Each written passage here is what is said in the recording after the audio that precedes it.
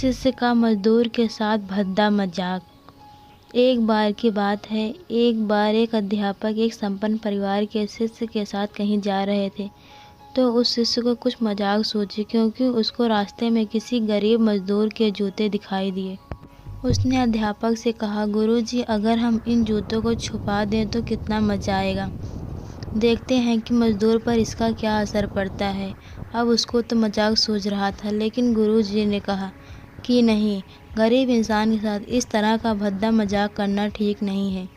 उसने कहा, क्यों ना हम इन जूतों में कुछ सिक्के डाल दें और देखें कि इस गरीब मजदूर पर क्या प्रभाव पड़ता है। उन्होंने ऐसा ही किया।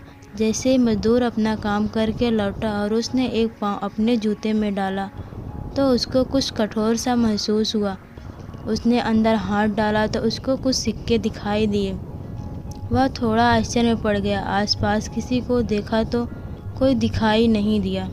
वापस उसने दूसरा पैर अपने जूते में डाला और वापस उसको उसमें कुछ सिक्के दिखाई दिए। अब दोनों जूतों के सिक्कों को उसने अपने हाथों में रखा और प्रभु की तरफ इशारा किया, हे प्रभु, पता नहीं किस भले मानुस ने यह सिक्के मेरे जूते में छुपाए हैं, लेकिन जिसने भी छुपाए हैं उसको मेरी दुआ है ताकि इन पैसों से मैं अपने बच्चों और पत्नी के लिए कुछ खाना और दवाइयाँ ला सकूँगा।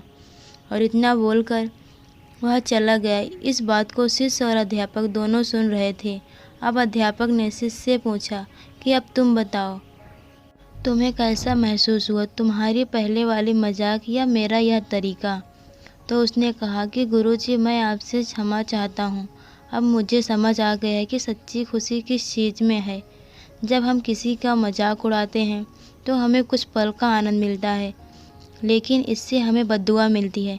लेकिन अगर हम किसी की मुश्किल परिस्थिति में मदद करते हैं और जिसकी भी हम मदद करते हैं उसको भी नहीं पता कि हमने उसकी मदद की है, लेकिन अंदर ही अंदर हमें पता है कि हमने उस इंसान की मदद की है। यही सच्ची खुशी है। जब हम दूसरे को खुशी देते हैं तो हमें सच्ची खुशी मिलती है। दोस्तों, ये कहानी आपको कैसी लगी हमें कमेंट में ज़रूर बताएं। सुनने के लिए धन्यवाद।